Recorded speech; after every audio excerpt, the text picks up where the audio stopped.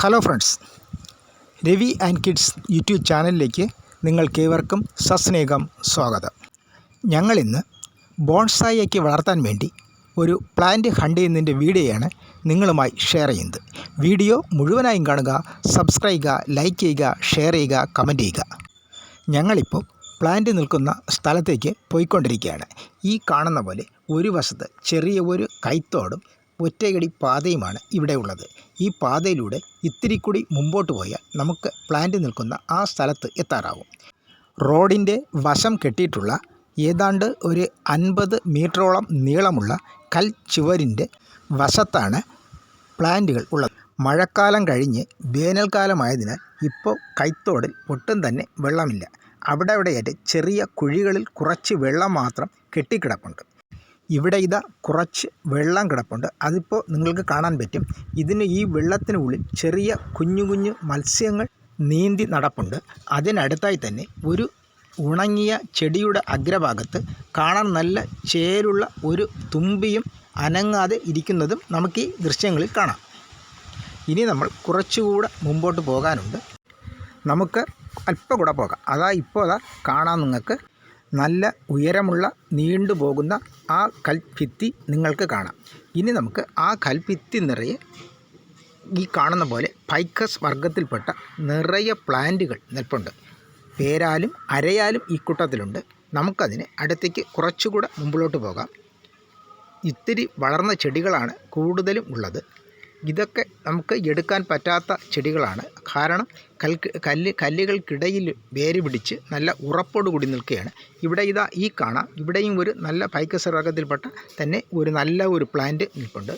നമുക്ക് ഈ പ്ലാന്റുകളൊന്ന് നമുക്ക് എടുക്കാൻ ഇത്തിരി ബുദ്ധിമുട്ടും കുറച്ച് വലുതുമാണ്. അതുകൊണ്ട് തന്നെ നമുക്ക് വേറെ ഏതെങ്കിലും ഒരു പ്ലാന്റ് കിട്ടുമോ എന്ന് നോക്കാം. ഇവിടെയും മുകൾ ഭാഗത്ത് നല്ല മനോഹരവും പച്ചപ്പോടുകൂടിയും നിറച്ച് വേരുകളോടുകൂടിയതും ബോൺസായിക്ക് വളർത്താൻ പറ്റിയ തരത്തിലുള്ളതുമായ പ്ലാന്റ് തന്നെയാണ് ഇത്. എന്നാൽ ഇത് നമുക്ക് എടുക്കാൻ ഇത്തിരി പ്രയാസമാണ്. കാരണം ഞങ്ങൾ നിൽക്കുന്നിടത്ത് നിന്ന് മുകളിലോട്ട് കയറാനും ബുദ്ധിമുട്ടുണ്ട്. അതുകൊണ്ട് തന്നെ ഈ പ്ലാന്റ് നമുക്ക് എടുക്കാൻ പറ്റില്ല.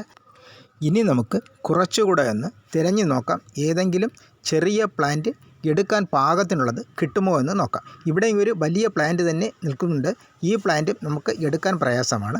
കാരണം ഇത്തിരി വലുതും കല്ലുകൾക്കിടയിൽ നല്ല രീതിയിൽ ആഴത്തിൽ വേരിറങ്ങിയതുമായ പ്ലാന്റാണ് ഇത്. ഇവിടെയും കാണാം ഒരു ചെറിയ പ്ലാന്റ് നിറയെ ശിഖരത്തോടെ നിൽക്കുകയാണ്. ഇതും നമുക്ക് വേണ്ട. ഇനി നമുക്ക് ഒന്നുകൂടെ ഒന്ന് നോക്കാം. ഇവിടെ ഒരു നല്ല ഫൈക്കസ് വർഗത്തിൽപ്പെട്ട ഒരു മനോഹരമായ കുഞ്ഞൻ പ്ലാന്റ് നിൽപ്പുണ്ട്. ഈ പ്ലാന്റിന് നമുക്കൊന്ന് എടുക്കാൻ നോക്കാം. ഈ പ്ലാന്റ് കാണുന്ന പോലെ നല്ല നീളത്തിലുള്ള ഒറ്റ വേരേ ഉള്ളൂ. ആ വേര് നമുക്ക് ഇളക്കി എടുക്കാൻ പാകത്തിൽ തന്നെ നിൽപ്പുണ്ട്. ഈ പ്ലാന്റിനെ നമുക്കൊന്ന് ഹണ്ട് ചെയ്യാൻ നോക്കാം. നിങ്ങൾ ഈ കാണുന്ന പോലെ ഏതാണ്ട് 5-6 ഇലകളും കാണാൻ നല്ല മനോഹരവുമായ പച്ചപ്പോടുകൂടി നല്ല തഴപ്പോടുകൂടി നിൽക്കുന്ന ഈ പ്ലാന്റിനെ തന്നെ നമുക്ക് ഹണ്ട് ചെയ്തെടുക്കാൻ ശ്രമിക്കാം. ഈ കുഞ്ഞൻ പ്ലാന്റ് കൽച്ചുവരിൽ നിൽക്കുമ്പോഴുള്ള മനോഹാരിത ഇത്തിരി നേരം ഞങ്ങൾ നോക്കി നിന്നു. നിങ്ങൾ ഈ കാണുന്ന ദൃശ്യം പോലെ തന്നെ എന്ത് മനോഹരമായ ഒരു പ്ലാന്റാണ് ഞങ്ങൾക്ക് കിട്ടിയിട്ടുള്ളത്. ഇനി നമുക്ക് ഈ പ്ലാന്റിനെ ഇളക്കാൻ നോക്കാം. അതിലേക്കായി ഞങ്ങൾ കൊണ്ടുവന്നിട്ടുള്ള ടൂൾസുകളാണ് നിങ്ങളിപ്പോൾ കാണുന്നത്. ഇനി നമുക്ക് ഇതുപയോഗിച്ച് ഈ പ്ലാന്റിനെ ഒന്ന് ഇളക്കിയെടുക്കാം. ആദ്യം നമുക്ക് ആ നീളം കൂടിയ വേരിനെ ഒന്ന് ഇളക്കാം. ഈ വേരിന് ഇത്രയും നീളത്തിൻ്റെ ആവശ്യമില്ല. അതുകൊണ്ട് നമുക്ക് പ്ലാന്റ് നടുന്നതിന് മുമ്പ് വേരിനെ ഒന്ന് മുറിച്ച് മാറ്റാം. ഇപ്പോൾ നമുക്ക് ചെടിയെ ഒന്ന് ഇളക്കാം.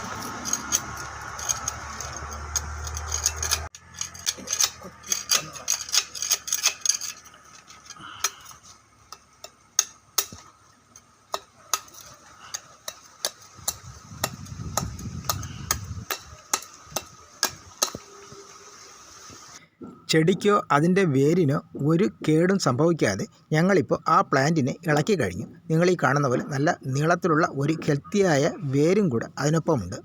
ഇനി നമുക്ക് ഇതിനെ നടാൻ നോക്കാം. ഈ പ്ലാന്റിനെ നടാൻ വേണ്ടി ഇത്തിരി താഴ്ച കുറഞ്ഞ ഒരു ചട്ടിയാണ് ഞങ്ങൾ എടുത്തിട്ടുള്ളത്.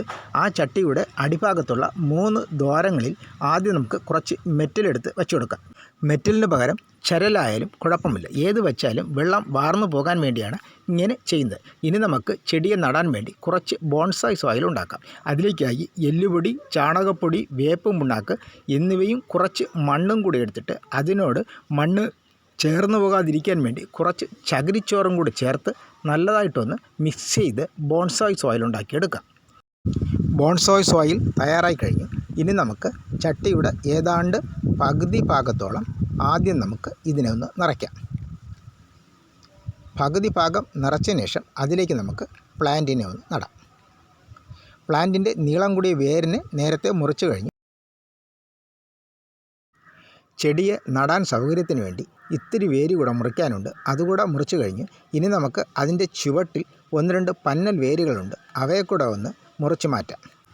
ആവശ്യമില്ലാത്ത എല്ലാ വേരുകളെയും തന്നെ മുറിച്ച് കഴിഞ്ഞ് ഇനി നമുക്ക് ചെടിയെ നടാം. ചെടി ഉറച്ചു നിൽക്കാൻ വേണ്ടി ബാക്കിയുള്ള ബോൺസായ് സോയിലിനെ അതിൻ്റെ ചുറ്റുമൊന്ന് നിറയ്ക്കാം. ചെടി മറിഞ്ഞു പോകാതെ കൈകൊണ്ട് ലൈറ്റായിട്ടൊന്ന് അമർത്തി അതിനെ ഒന്ന് ഉറപ്പിച്ച് നിർത്താം. നമ്മുടെ പ്ലാന്റിൻ്റെ പോട്ടിങ് കഴിഞ്ഞു. ഇനി നമുക്ക് കുറച്ച് വെള്ളം കൂടെ ഒന്ന് ഒഴിച്ചു കൊടുക്കാം.